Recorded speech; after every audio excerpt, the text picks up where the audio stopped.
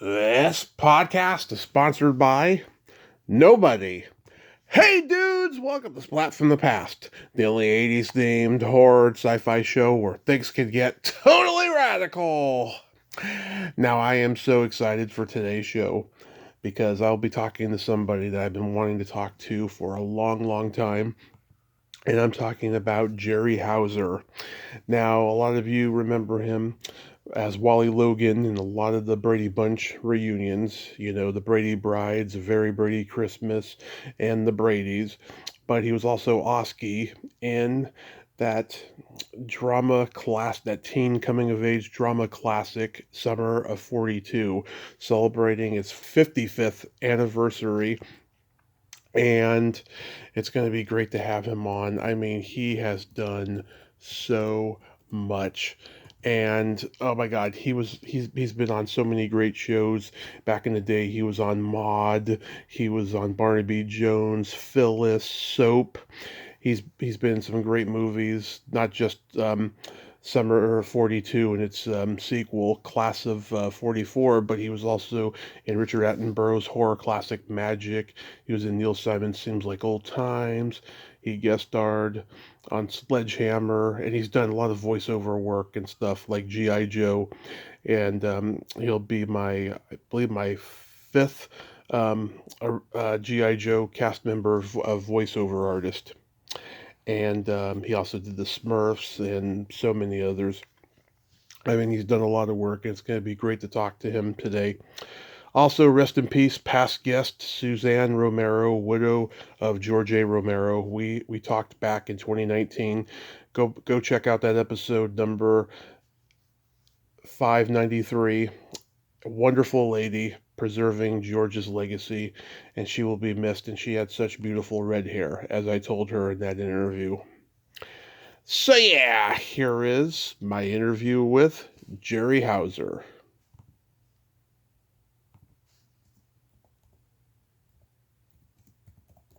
Hey Jerry, welcome to the show. How are you today?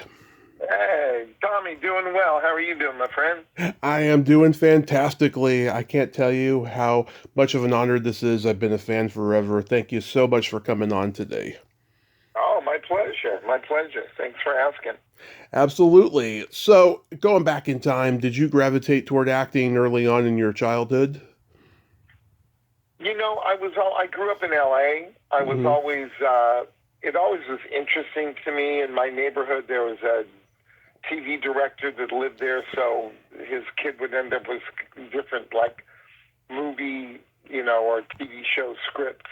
I Mm-hmm. remember we put on plays in the neighborhood and things like that, but I don't know that it was ever, like, I was thinking more about journalism and photography when I was in school. Yeah, a lot of people they started out, performing plays for the neighborhood and had, all the kids come over and see it and stuff. So that's where it began for you. Yeah, well, we didn't have all the kids come over and see it. We put all the kids in it, so all their parents had to pay money to come see it. Oh. Nice. So did you do Yeah, school? Did you end up doing school plays and community theater and all that? didn't do community theater. I was in drama class in high school. Did a little bit, but worked like backstage and did stuff there.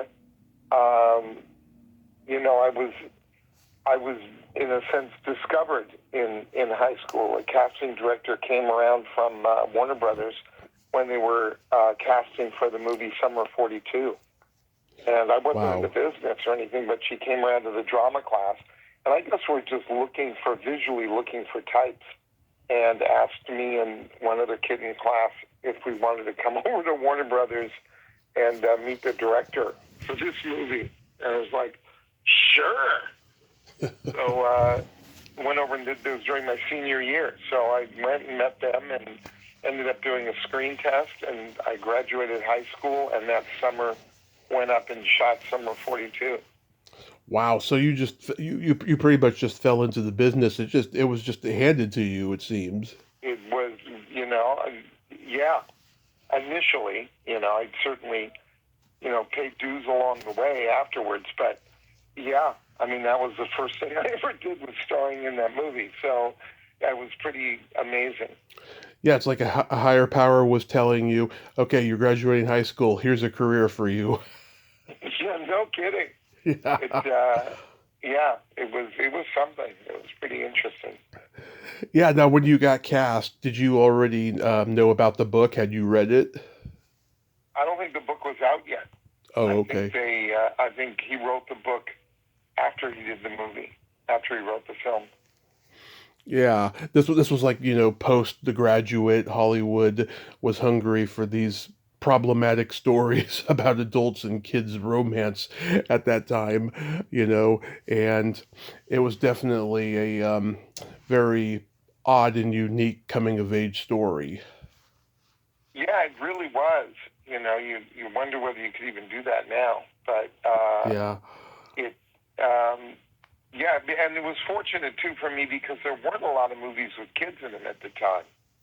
You Yeah. know, Yeah. as you said, there were a couple of things exploring that that idea, but there weren't a lot of young kid movies. I know it's a strange how in the 50s there were there were some teenage movies that had rock and roll singers in them and stuff, and then it stopped, and then it wasn't until the 70s with like this and American Graffiti and stuff like that that teen movies started becoming popular. Right, right. Yeah. Robert Mulligan, he was such a great filmmaker. What was he like to work with? He did To Kill a Mockingbird. He was really Yep. good with kids, and here he had really just three kids that hadn't done that much acting. So he really guided us. I mean, I certainly owe whatever performance I gave in that film to him and his sensibilities and his ability to get it out of us. Did you and Gary Grimes become buddies? When we did the film, we did, and then we did a sequel to it called Class of 44. Hmm. So we were friends then. We haven't really remained friends, you know, uh, for no other reason than just life takes you different directions. Right. Yeah, I thought he was very talented, very very good in the movie. Yeah, you have that great line that you couldn't get away with today.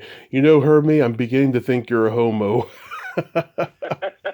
Right. Yeah, Yeah, that's a I great know. line. It's just, it's amazing just what was things in lines, things were acceptable and not thought of and, just used in the past, that now there's just more of a sensitivity and awareness of things like that we say. Yeah. When the movie came out, was there any controversy that you can remember? Um, I think not like there would be today. Hmm. I think, but there was. I mean, people did take note of that. It was this, older woman with a younger kid. Yeah. So, but I mean, he was younger. So that's what I'm saying. I mean, when we were playing, 15, 16 years old. Right. So it would definitely be a different thing these days. And wasn't Gary Grimes actually 15 or 16 when he made the movie? I think so. Yeah, I think he was right around there. Yeah. I know you certainly looked 15 or 16, and you were what, 18, 19, you said? I was 17 when I started the movie, and then I turned 18 while we were shooting. Hmm. I Now, now, looked young. now, when you guys did Class of 44, was that like a whole different experience? But was it like, this is not like the first one, the magic is kind of gone, kind of a feel to it? No.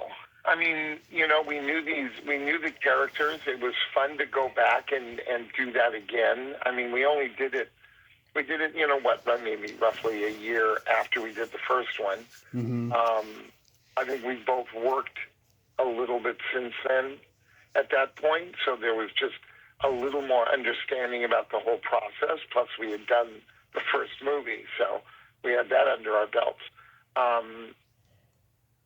But there wasn't any kind of this feeling of, oh, here we go again, or I mean, I think there was just excitement about the whole process and about doing the movie. About getting back together and trying to recreate the magic. Yeah, or whether it's recreate or just create a different story, a different project, and find whatever you could mine out of that script and that story. I've talked to Deborah Winters. She's very nice. What was she like to work with? We got along great. Deborah was wonderful. She worked more with Gary than with me, although we were all, we shot up in Toronto, so we were all up there together. So I got to know her that way. She was lovely. It was, a good experience. I mean, nothing that I carry with me as we haven't become lifelong friends out of it, but we certainly were at the time, and nothing but positive things and memories about her. Nice. Did you know that was John Candy's first movie? I didn't know that. He was Canadian, so he was up in Canada, and he got that part. It was a quick thing. It's so funny because I'd see it in years later. I'm going, whoa. Yeah. I didn't even realize it at the time. So it was very cool. Was that shot up in Canada? Yeah, we shot up in Toronto. Mm-hmm. Was that like an early tax break kind of a thing? No idea. Wasn't involved in that side of it. Yeah. Then you got to do Robert Benton's Western Bad Company. What was that experience like? Very cool. Working with we had some wonderful actors in that movie. Other than Barry Brown and Jeff Bridges, John Savage was in it. Jeffrey Lewis, Jim Huddleston. I mean, just all these different people. It was and we got to do a Western. I mean, and unfortunately I didn't get to ride a horse. I was on a mule. Oh. Which, they always say in movies, try not to act with kids or animals. They put me on the mule with a little 10-year-old kid riding behind me. So it wasn't one thing, it was another while we were shooting all the time. Yeah, making a Western is very much a guy thing, because you can ride horses all day, and you got your fake guns. You could recreate playing cowboys and Indians like you did when I was a kid, and just have some fun. It's like absolutely. Yeah. Absolutely, it was really, and it's a period piece, so all of that was so unique and interesting and fun to do. Shot that in Kansas, Emporia, Kansas, and we, and all the little opportunities you get. We had one shot where we're going, we're traveling just during the day across the plains, and we traveled through this herd of buffalo. Mm-hmm. And here I am, sitting on my mule, but here I am. And these buffalo, and they're enormous. You could reach over and just pat them. They're that tall.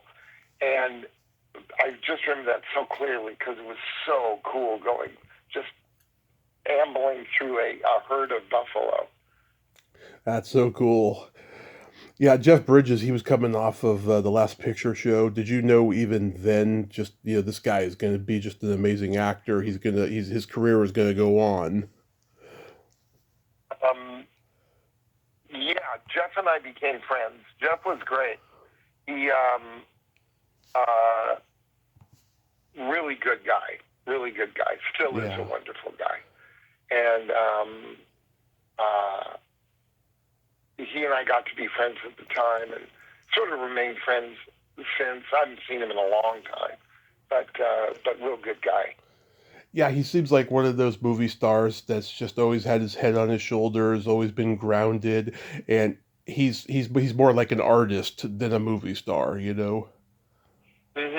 Yeah, Yeah, I mean, he's done some amazing roles.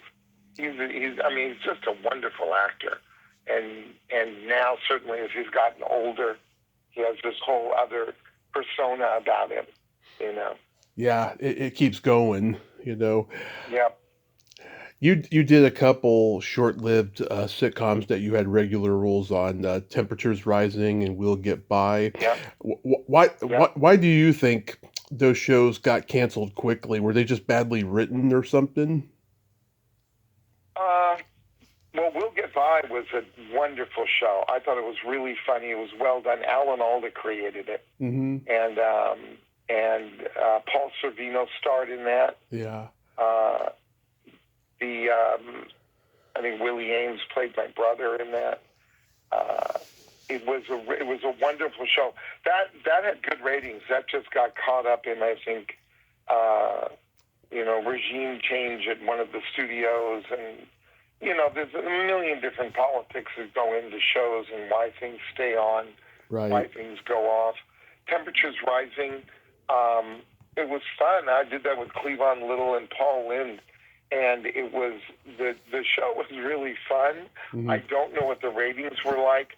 I know that it started in the first season with Cleavon Little and James Whitmore. Wow. With an entirely different cast, and I guess it didn't do well or whatever. But they made all these changes, so they then came back the next year with the new Temperatures Rising, which is the series I did, and. I guess that one wasn't meant to be. Wow.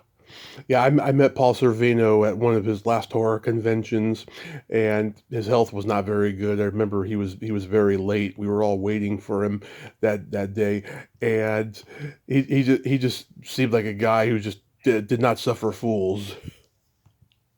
Yeah, he was. This was obviously a lot younger. He was Mm-hmm. a lot younger at the time, and he was a good guy. He was, partially what you see on the screen, but he was robust and funny, and Mm-hmm. yeah, that too. I've really been fortunate. I've had wonderful experiences in the shows I've done and the people I've had an opportunity to work with. Yeah, like you did a couple Barnaby Jones episodes. You worked with Buddy Ebsen. What was he like? He was a great guy. I mean, it sounds like I'm just, Mm-hmm. Jerry loves everybody, which I do for the most part. But all these people, they're just gracious and wonderful. I would go to, doing the show. I did a couple of those, Barnaby Jones, and Buddy was really. He and I got on great. I was playing guitar at the time. I remember, going because he played too, and he played guitar. And he went out and bought me this really cool guitar book at the time. I mean, oh my gosh, he didn't have to do something like that. I was amazed and thrilled and appreciative. He was a good guy. Yeah, that first one you did, Andy Parks was in that episode. I've talked to him. He's a good guy. And Jim Doughton was in that one.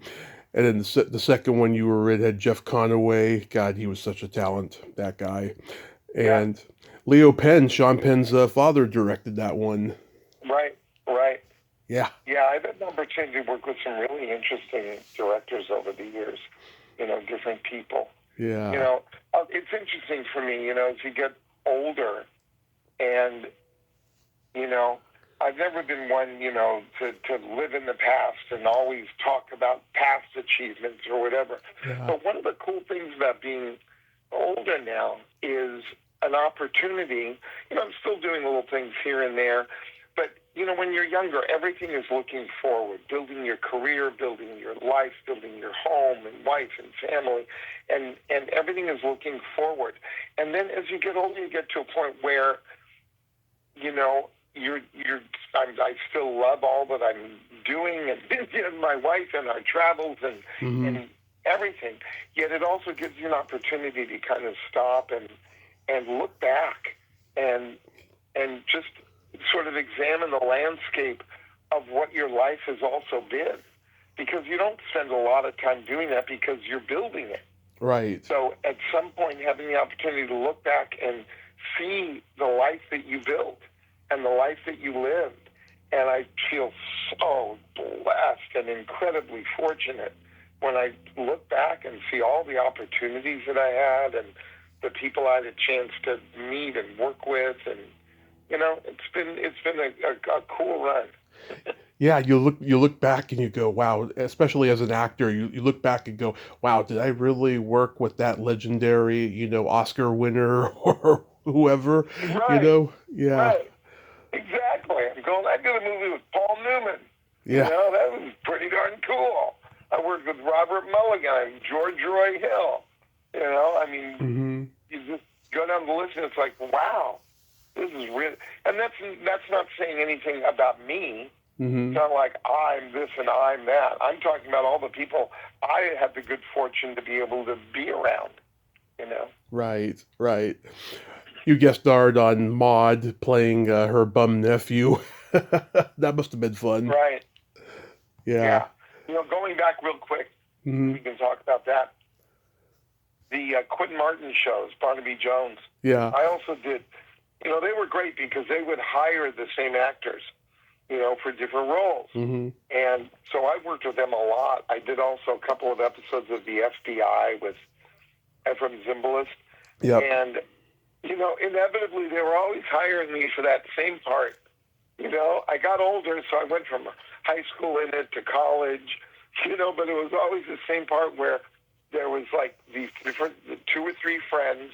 One of them was the bad guy, as you said, Andrew Parks, Jeff Conaway, Hmm. and on the FBI I had Zalman King and Richard Thomas. And Wow. I was always the friend, and I'd be the one in the end, like on Barnaby Jones, confessing and go, "I'm sorry, Mr. Jones, I didn't mean to do it."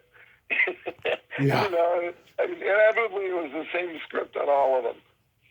Yeah, you could either play the nice guy or the jerk really well. Well, thank you, I think. No, no, I mean just like you had that everyman quality about you, Right, right. you know? Yep. I played a lot of friends. Yeah. And working with B. Arthur on Maud, I mean I've heard that, she took shit from nobody, but she was, she could be very supportive of other actors, especially the younger ones. Yeah, she was great. She was great with me. Definitely she was in charge, you Hmm. know. It was her show, and she was in charge of it. But she was lovely and gracious. No, I didn't get any prima donna sense about her, diva sense, or anything like that. She was Hmm. just a strong woman, but very, very funny, really talented. Very funny, yeah. And Rue McClanahan, of course, who she later did Golden Girls with, was on there. Right. I don't remember having anything to do when I was working with her. Yeah, I don't think she Uh, was in that episode, actually. it was really Bea and Bill Macy and Adrian. Yeah, Adrian's great. I've met her and I've interviewed her. She's really great. Did you know Norman Lear well? You later did One Day at a Time.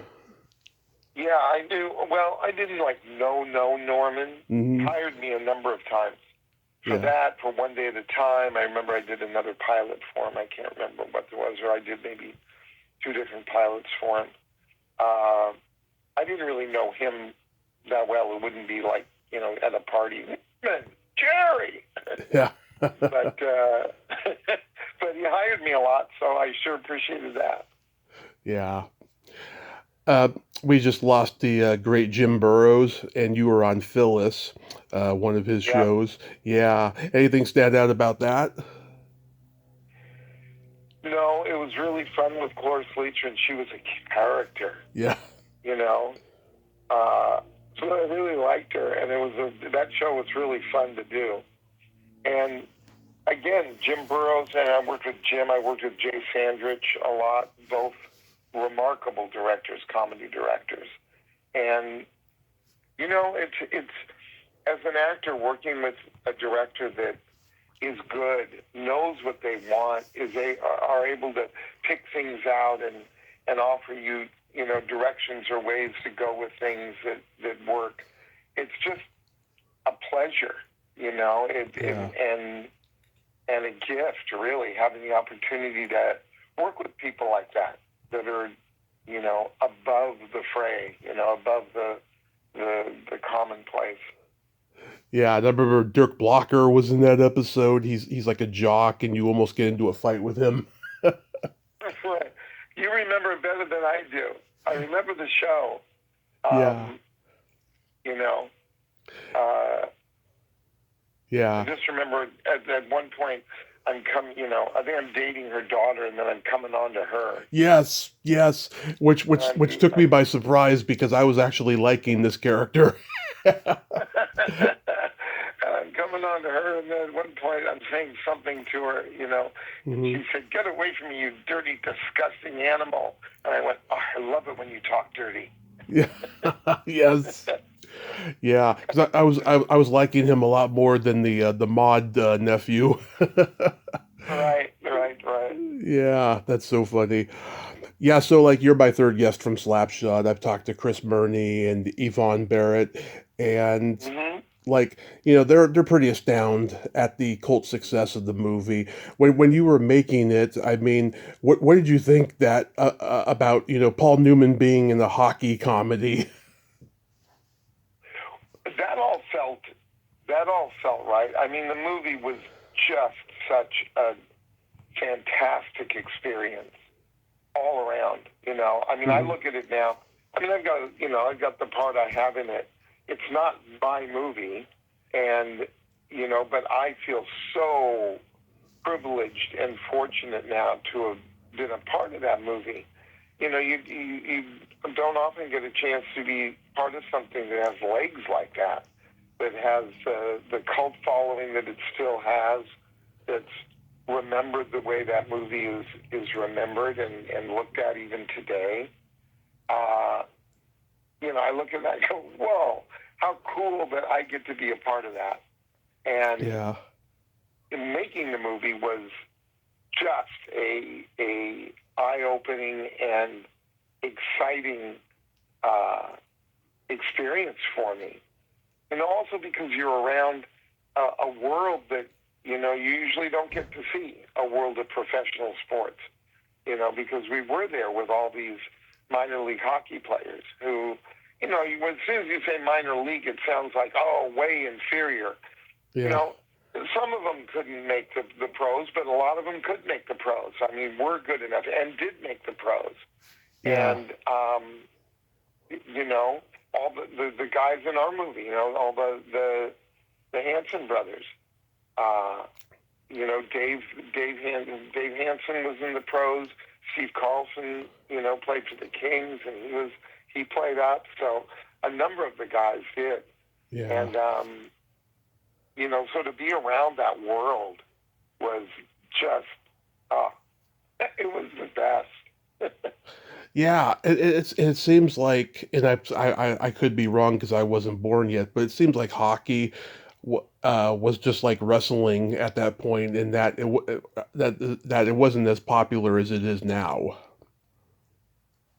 Well, it became, as Gretzky came along and then came to L.A., I mean, hockey was extremely popular in the areas where it was being played. In Canada, certainly it's the country, the sport of the country. And now it's become so international. But it's really, it was expanding. The league was expanding at the time and moving more across the United States. So it was becoming more popular in the United States. As that, plus the violence in the sport was huge at the time. I mean, the movie, sort of makes fun of all that, but that's the way it was. That is the way it was. Those were the days in the NHL of the Broad Street Bullies from Philadelphia. All they did was fight, and they won Stanley Cups by doing it. I mean, they also had good players and were able to, score and play the game. But it was massive intimidation. Yeah. Hockey now has gone a total 180 from what it was in that movie. I mean, there's virtually almost no fighting in hockey anymore. Wow. And, yeah. And it's all about speed and finesse now. But yeah, that movie was really a movie of its time because it's really a time capsule of what it was like then. Yeah, I like did you already like, have kind of a hockey background already? To a degree, I'm from LA, Mm-hmm. but the Kings had come to LA about maybe 6, 7 years, 8 years prior to that. And we had friends who worked at a company that had season tickets, so nobody ever wanted to go. So we went all the time. So we got well versed in hockey, and I was very much knew about hockey and played at the time, which is one of the reasons I was able to do the role, is that I could skate and play. But so I did know something about hockey, yeah. I was a fan. Yeah, because later you did the TV movie Miracle on Ice. Was that kind of because of Slapshot? Actually not. It was totally different. I mean, I could skate, and it was imperative that you were able to play. So that certainly contributed to it. I don't know. I would think if I was happy to be able to do it because I think, I would, if it had come out any closer to the time of Slapshot, I think they wouldn't have put me in it because of the concern of, hey, wait a minute, that's the other guy that played the hockey player. In the other movie, that's the same guy. So I think they might have avoided that. Yeah. Did you know that when Michael Ontekin got cast in Slapshot, he replaced Peter Strauss? Well, now where did you get that story? I read that story on IMDb years ago. It said that, Peter Strauss was like, practicing and he broke his leg before filming started. Right. And, again, they're all different stories that go around about these things. I don't know Peter, so I have no skin in the game here at all. I do recall, though, that if I remember it correctly, we were all out in Burbank. There was a Pickwick ice rink where they were bringing everybody out to skate out there. We were out there for, I think it might have been like a couple of weeks. So it's like every actor in Hollywood was out there skating, and they had somebody out there evaluating the skating, but it was also skating around and shooting and playing and blah, blah, blah. And my recollection was we were having like a relay race, and Peter was in this race, and he came down the ice, and I don't recall what happened, but he went into the boards, and that's when he broke his leg. I think, I don't know. I think it makes a really good story to be able to say, I was going to be in this movie, but I broke my leg. Or have a PR person come up with that story. Yeah. I know they were really high on Michael. He's an amazing skater and needed to be in the movie. Yeah. And, and a good actor, too. Right. I know they were also interested in Nick Nolte because Nick was out there. Huh. We were out there together all the time. But Nick didn't know how to skate and was working really hard. I mean, we're out there, like I said, for a couple of weeks. And Nick was out there, trying to learn and trying to get it down. But it takes a while to get good enough, at skating and playing hockey to look like you were a top-notch hockey player. And I think Nick just couldn't get the skating down in time. Whether they would have wanted him over Michael, I don't know that. I know they loved having Michael. He was wonderful in the part. Oh, yeah, he was fantastic in the part. But, I just thought that was interesting. And George Roy Hill, he was a brilliant director. He absolutely was. It was, you look at his body of work. So having a chance to work with him was really exciting for me. I've been working maybe for about 5 years up to that point. And, initially as I was working, you have your actor insecurities, and you kind of lean on the director a little bit, going up. Like, you finish a shot and you go up afterwards and you go, how was that?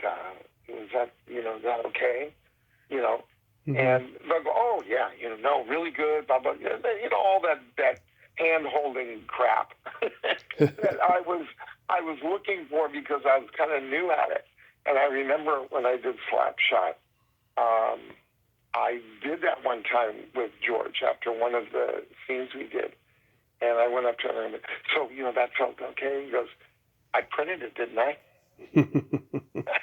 And it was this epiphanous moment for me because I realized that I was hired to do a job. I was hired to come in and bring this character in and do my part, and that George was there to tell me if there was something going on that he didn't like or he wanted different.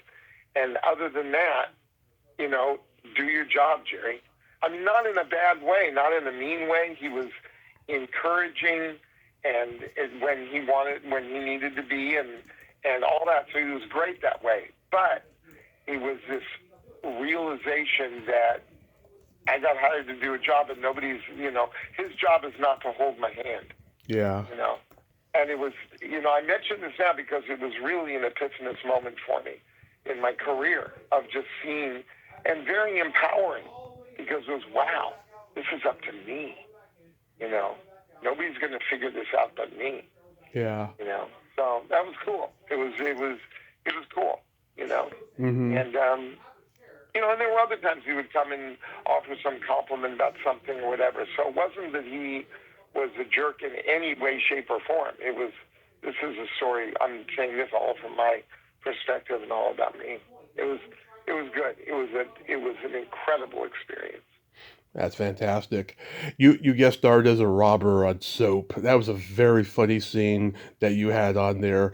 Does anything stand out about that? You folks circus people? Yes. Yes. Great line. That's a great line. Remember? Yes. I always got such a kick because I guess on a lot of shows and things, and I always got such a kick about the fact that I'd be watching these shows on TV, and now here I am on the set with all these people. Mm-hmm. All these people that I watched on TV. And the Soap was a big hit, and it was a very cool show too at the time. Mm-hmm. So it was great. Billy Crystal was on at the time. And, Robert Urich. Right. Mm-hmm. And yeah, so it was fun to do that show. And Richard Mulligan, of course, was Robert Mulligan's younger brother. Did you know that at the time?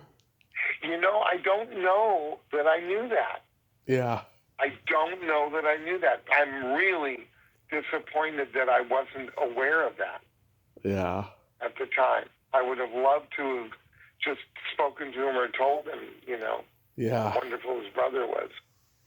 Yeah. I know. One of the more oddball roles that you did in a context kind of a way, but also a very fantastic role, was the cab driver in Magic. How did that come about? I love that. I know my response to you on all the different things you're mentioning is like, oh, I love that. That was great. Yeah. But I'll tell you, I have, throughout my career, I've delighted in the fact that I had a career. Yeah. I delighted every time I was, my agent would call me to tell me I got booked on something. I'd be absolutely as thrilled as I was the first time I got booked on something. I love the opportunity to be in the business and to work with all those people and the crews. People don't mention that enough about all the other people on that set. As an actor, you get the focus, but there are so many other people there with all the grips and the lighting and the camera and just everything. And these are all guys that are talented as can be and artisans in their own right for what they do. And it's cool to just be around excellence all the time. like that in all the different departments. So I just loved it. So that's why I know I keep saying, oh, I love that one. I love that one. But all these different parts were really memorable for me. I remember that was really memorable for me because Mike Fenton, I believe, was the casting director on that. Right. And he brought me in. I remember I went over to 20th Century Fox to meet with Richard Attenborough, who was the director. And came in and I'm in awe of Richard Attenborough over all those years and all his accomplishments. And, so I come in now, I'm sitting there with Richard Attenborough, and, we're just talking. And, he complimented me on some of my past work, and we're talking, and he said, so this part of, in my movie, you're a New York cab driver. He said, "Are you from New York?" And I'm not. I'm from L.A. And they always joke about as an actor in the business when you if you have things, do you skydive? Oh, absolutely. Yeah. And you run out and you learn how to skydive. Yeah. Never say no. But I'm sitting there with him and I'm talking to him. He said, "Are you from New York?" And I said, "No, well, I'm from Los Angeles." He said, "Oh." He said, "Well, do you do a New York accent?" And I said, I don't, although I do play around with different accents, and I feel totally confident that I could, learn one and do that. And we talked a bit more, and he then said to me, well, if you'd like to be in my film, I'd like to have you in my film. I went, inside I'm squirming and going, "Wow, did he just say that?" And and I'm going, "Oh, well, that would be lovely." He's very British, and but it was so cool. And whether my being honest that way came off simply as confidence and allowed him to feel confident in my ability to do it. I think at the time, I think British directors oftentimes looked for actors to become the role more than just hiring somebody who already was. Right. They were willing to allow that person to become it. So I went out. I got a dialect coach and studied and did all that. And that was a. And then I got to sit there for, 2 weeks with Anthony Hopkins in a cab, directed by Richard Attenborough. How cool is that? That is so cool. Yeah. You remember that classic line you have, I live with 4 brothers, all assholes? Yeah, I didn't remember it, but I just remembered it now. Yeah. That's a great line. That's great. That's a great line. Yeah. One of my favorite Neil Simon movies, It Seems Like Old Times, that scene you do with Chevy at the gas station late at night while he's trying to get candy. It's hilarious. Now, everybody talks about Chevy being a jerk, but what was your experience like? It wasn't that much that I had to do with Chevy. We were hanging out. I remember the Lakers were in the playoffs. You get to see star power every once in a while, because here we are, we're shooting out on location, and the Lakers are in the playoffs, and we're at this little gas station. It was we shot near Santa Monica up in the hills over there, and near Malibu, and we're all waiting around, and Chevy was a big Lakers fan. Yeah. And he was there. They had the teeny little black and white TV in the gas station there. And he was over there watching that. And I took note of the fact, it wasn't a long time, but I did take note of the fact that everybody was ready to go, and he was watching the Lakers. Yeah. So we were kind of waiting while he got done watching the Lakers. But he wasn't a jerk about it. It just, you just saw the star power there a little bit. But I didn't find him to be a jerk. I've heard all those stories. Yeah. I had a lovely experience with him. It wasn't, I had certainly nothing negative to say. Jay Sandrich directed that. Yeah. He had done a lot of Mary Tyler Moore shows, and I'd worked with him a number of times, and he had called and asked me to do that part. So it was exciting to be able to do that. Yeah. It was fun because Neil Simon was on the set with us, Mm-hmm. and am I droning on here too much? Not at all. All these. Not at all. I love hearing this stuff. Well, it's just because each one of these things, it's interesting. You're bringing up these different things that don't get talked about that much. Mm-hmm.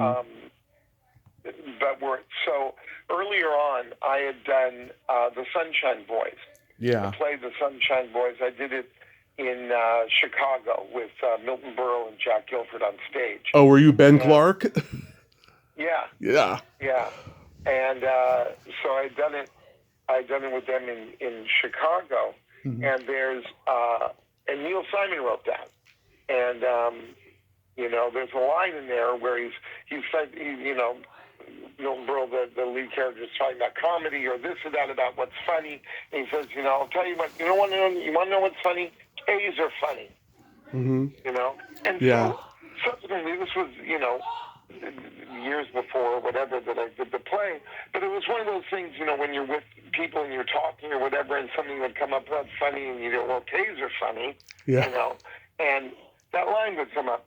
So here we are, and in the gas station, in the scene I do with Chevy, I'm just a schlub running this gas station. He shows up, he's hungry, he's got a little gun, and he's trying to jimmy the candy machine to get candy out of there. Right. And kind of breaks it open, and I come out, hey, what are you doing? And he goes, hey, get over there, and he points his gun at me, and I'm saying, don't shoot me, I'm a family man. Yeah. And I get down there, and he goes, give me some of that candy. And I go, okay, here you go, and then it's a matter of we were trying to think of a line to say, oh, you want a different candy bar, whatever kind of candy bar. Clark bar, yeah, I remember that. Whether it's a Clark bar, I think we went with Zagnut or something. Zagnut, yeah. Because I'm going, you want Zagnut? Zagnuts are good, I think we went with Zagnut. Anyway, the whole point of the story is I'm standing around with Jay Sandrich and Chevy Chase and Neil Simon and me. And we're standing there trying to think of what candy bar thing to come up with. And I said, without really thinking about it, because I just said it for so long after I'd done that play about, well, we need something funny. I said, well, K's are funny. Only realizing in that moment that that's the guy that wrote that line. Yeah. Neil Simon was standing right there. It was just, I don't know, maybe that's a lame story, but it was a moment for me at the time. No, I heard that Neil Simon, he would get mad when people would like improvise on his movies because, he loved his words on the page. Well, I remembered him, and I said it to him, and he didn't react at all because he's probably heard it a million times, but for me it was a moment. I'm a huge Brady Bunch fan. Being a part of that franchise must be wonderful because you probably run into generations of fans all the time. All the time. Yeah. Again, one of those things like, whether it's like, kind of like Summer 42 or Slapshot, something that's so memorable to people, and I got to have a little part in it. And it's fun too because I got to be a part of the whole thing without having the stigma of it being like, all the kids grew up with it their entire lives. I get to have be kind of enjoy it by association. But that was really fun, Yeah. Remember Sherwood and Lloyd Schwartz casting that, and as Marsha's husband, and that was cool. That was very cool. Yeah, I talked to Barbara Schwartz and Karen Richmond, Jennifer Runyon, rest in peace, and Carol Houston. Karen's great. Karen is a lovely woman. The best. one of the sweetest ladies in the world. And Yeah. I really liked Wally's evolution throughout the reunions. In the Brady Brides, he's very optimistic and positive. Then by the time A Very Brady Christmas, he becomes a jaded, self-loathing family man who lost his job at Tyler Toys. you know, that's a great Yeah. arc. That's a really great arc. I love that Christmas special, but oh my God, that Brady series was dark. I mean, what did you think about it at the time? You're an actor. You're glad you're working. Yeah, Um, it was interesting to say the least. Interesting idea. 30 something was really popular at the time, hmm and I think they were trying to create kind of like a Brady something yeah, in doing that show. Yeah, an hour-long dramatic version of the Brady's certainly sounds like a bit of a stretch.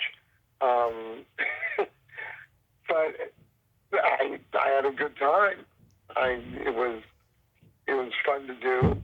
Uh, I'm still really, really good friends with Lloyd Schwartz, yeah, uh, who wrote and produced it, and along with his Sherwood created the original Brady Bunch, and yeah, Lloyd came on at the time there as I think working on the show and as a story editor, possibly associate producer, and subsequently throughout the Brady Bride, the Brady movies, and everything else, Lloyd hmm wrote those and produced those as well.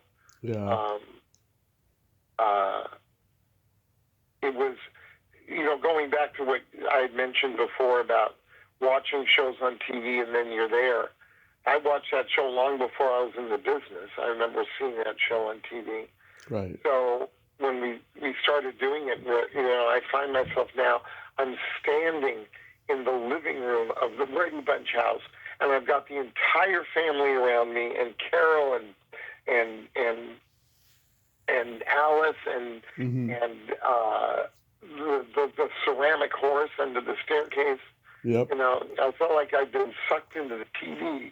I mean, it was an amazing experience. Yeah, it's fantastic. Now, you're probably going to be shocked by me bringing up this one. You're in a faith-based movie called Years of the Beast. Mm-hmm. Yeah, how did you wind up in that? Well, I'm a Christian, and so at the time, you know, I hesitate to say that now only because there's, you spend a half hour qualifying what you're not. Mhm. If you say that you're a Christian, you spend forever qualifying that you're not, part of the far right, and you're not this, and you're not that, and you don't agree with this, and you don't agree with that, you know. Mhm. But in any case, at the time, they just contacted me and to do this film, and I felt, I'm certainly doing a lot of other kinds of movies. It'd be nice to do one, supporting my faith. So, Mhm. yeah, I did that movie. It was interesting. We shot, it's all about, the end times and all of that, and we shot it up in Seattle. And we shot it shortly after Mount St. Helens exploded. And when it exploded, the ash cloud and everything else just laid mountainsides bare, burned, and all the trees knocked over, just from the blast. Yeah. And we were shooting up in those areas. Talk about desolate. Talk about looking, dystopian future. It was amazing up there at the time. But yes, that is one of the movies I did. Yeah, so Sarah Rush, I've talked to her, another sweet lady. She's a devout Christian as well. And Anthony She Quinn's. was my girlfriend at the time. Oh, really? Yeah. Oh, what a coincidence. And of course, Anthony Quinn's daughter, Valentina's in it. I almost interviewed her. She's not doing so good right now, No, unfortunately. I'm sorry. I'm sorry to hear that. Yeah, yeah, it's unfortunate. I'm a huge Sledgehammer fan. I grew up watching that show before it was abruptly canceled. Was that fun to do? I got to tell you, Tommy, you've done some research here. I've got to tell you, I really appreciate that. What a pleasure to think that you've taken that much time to prepare for this. Thank you. I've been a huge fan forever, like I said, and I remember that episode you were in. Bill Dana was in it as well, and yeah, I love that show. Alan Spencer is a hilarious genius. Right, right. And I think my friend David Wechter directed that episode. Mm-hmm. I remember that we were shooting it. I remember that David was under the gun just with a really tight schedule. And I felt terrible for him at the time because everything was going wrong. It's like, I felt bad for the guy, because you're the responsible one on a set as a director to make sure you're going to get done in time, make sure everything gets shot that needs to be shot. And there was just, not his fault, just problem after problem, I don't remember a lot about the show. I do remember that there were a lot of problems. Not his fault. Mm-hmm. Now you have a very distinctive and very memorable voice. I'm sure that was a natural transition into voiceover work.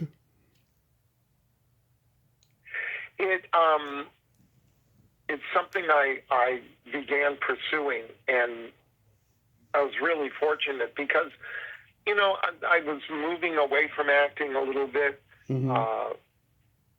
and then the voiceover area opened up to me, and I was really fortunate because for a while I was kind of the flavor of the day and had a chance to work a lot, which I feel really fortunate that I did.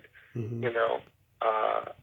It was really fun. That was a whole other side of the business, but thoroughly enjoyable.